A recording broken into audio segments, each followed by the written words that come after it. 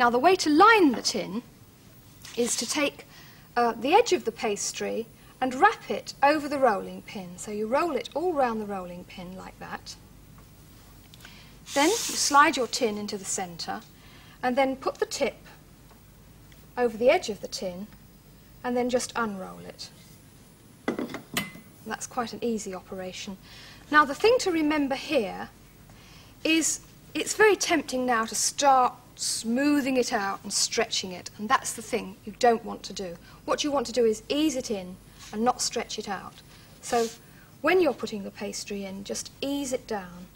And because pastry is likely to shrink a little bit in the oven, it's important that you get good strong walls. I always like to think of this bit as sort of building a wall and reinforcing a wall.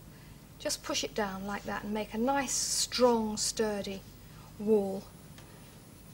Now if you find that you've got a little bit of wall, as I have on this side here, which isn't quite as thick as the others, take a piece of pastry off where you've got a thick bit and just press that in and reinforce it. You can do all these little tricks, it doesn't really matter, nobody's going to know. And what you're really aiming at is good, sturdy walls. Now, I haven't wasted any pastry there, and I often just leave a little bit sticking up at the edge, just to allow for shrinkage.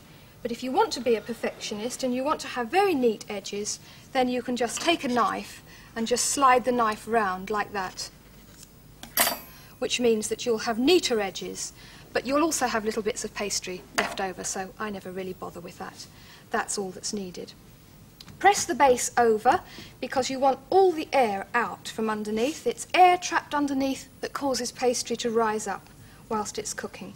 And then, just to make sure you haven't got any air trapped, or if you have, to let it out, prick the base. And don't worry when you're pricking it that the filling will fall through, because the pricks will seize up. Now this is going to be baked, what's called baked blind. Sometimes that's confusing for beginners, but baking blind means that you're going to bake it in the oven without any filling in it before the filling goes in, to get the pastry nice and crisp before the filling goes in, because we want to have a crisp edge. That's what we're aiming at. And the thing to do is to place that on another very important piece of kitchen equipment, and that is this. Have one of these, a nice solid baking sheet in the oven. Put this on it, because this is a good conductor of heat as well. You've got a nice solid baking sheet which will be very hot, and that'll cook the base so it's very crisp underneath.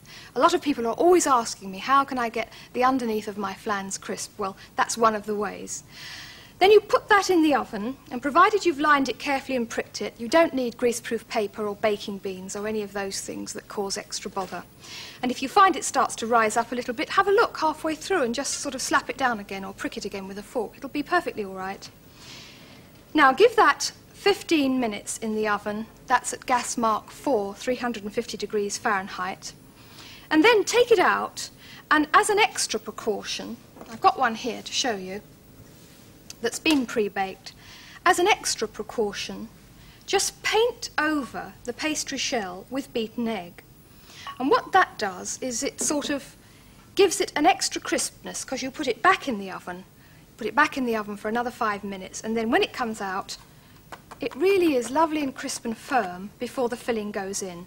And that's, again, what we're aiming at.